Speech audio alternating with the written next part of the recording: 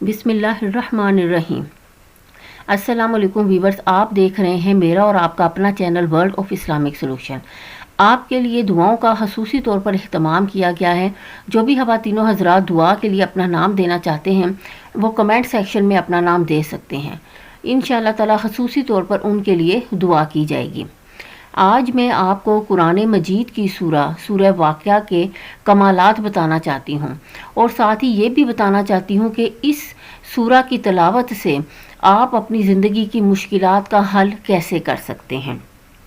सबसे पहले तो हमें ये चाहिए कि हम तिलावत के साथ साथ इस सूरह की थोड़ा बहुत तर्जुमा पढ़ने का भी एहतमाम ज़रूर करें, क्योंकि अगर गौर किया जाए तो सूरह वाक़या की आयात इस कदर दिल को दहला देने वाली और चौंका देने वाली हैं कि इनके पढ़ने के बाद फिर इंसान के लिए गफलत की गुंजाइश नहीं रहती। इस बात का अंदाज़ा आपको सिर्फ इस एक रिवायत से हो जाएगा। हुजूर सरवरे कौनैन सल्लल्लाहु अलैहि वसल्लम से जब ये सवाल किया गया कि आप सल्लल्लाहु अलैहि वसल्लम के चेहरे मुबारक पर बुढ़ापे के आसार इस कदर जल्द क्यों नुमाया हो गए, तो आप अलैहिस्सलातु वस्सलाम ने जवाब फरमाया, सूरह हूद, सूरह वाक़या, सूरह मुरसिलात और सूरह नबा ने मुझे बूढ़ा कर दिया है, क्योंकि इन सूरतों में क़यामत के वाक़यात, होलनाक हादसात और मुजरमों की सज़ाओं का बयान है। बहुत से बुजुर्गान दीन ने इसके कमालात और फ़ज़ाइल बयान फरमाए हैं। हज़रत हकीम साहब शेहुल वज़ाइफ ने अपने मुर्शिद हज़रत सैयद अब्दुल्ला हिजवेरी रहमतुल्लाह अलैह से भी इसके कई कमालात सुने हैं। हदीस शरीफ में मज़कूर है, जो शख्स हर रात सूरह वाक़या की तिलावत करेगा इसको कभी फाका नहीं पहुँचेगा। इस हदीस के रावी हज़रत अब्दुल्ला बिन मसूद रज़ी अल्लाह ताला अन्हो हर रात अपनी बेटियों को ये हुक्म फरमाते कि वो इस सूरत की तिलावत करें। जो शख्स सूरह वाक़या की तिलावत करेगा तो वो शख्स गाफिलीन में से नहीं होगा।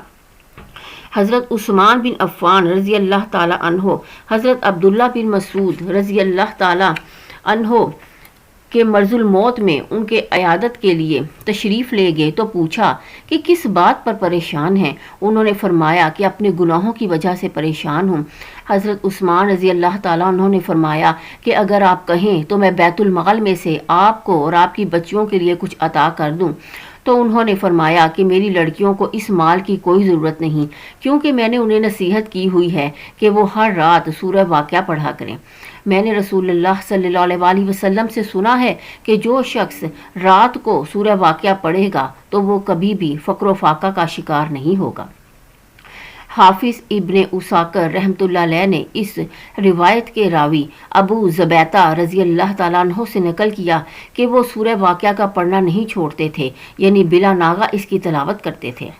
हज़रत सैयदना अनस रज़ी अल्लाह ताला अन्हो से रिवायत है कि आप सल्लल्लाहु अलैहि वसल्लम ने इरशाद फरमाया कि सूरह वाक़या खुशहाली की सूरत है, इसे खुद भी पढ़ो और अपनी औलाद को भी सिखाओ। इस सूरत का एक नाम सूरह गनी भी है।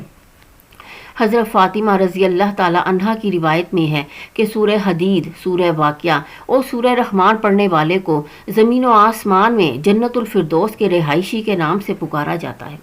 बाज़ उलमाए कराम ने नकल किया है कि हज़रत जाफ़िर सादिक रहमतुल्लाह अलैह फरमाते हैं, जो शख्स हर शब जुमा सूरह वाक़या की तिलावत करे तो अल्लाह ताला इसको दोस्त रखता है और उसे लोगों का महबूब बना देता है, और दुनिया में वो शख्स नाराज़गी और तकलीफ़ नहीं देखता, और फ़क्र फाका आफ़ात दुनिया में से कोई आफत इस पर नहीं आएगी।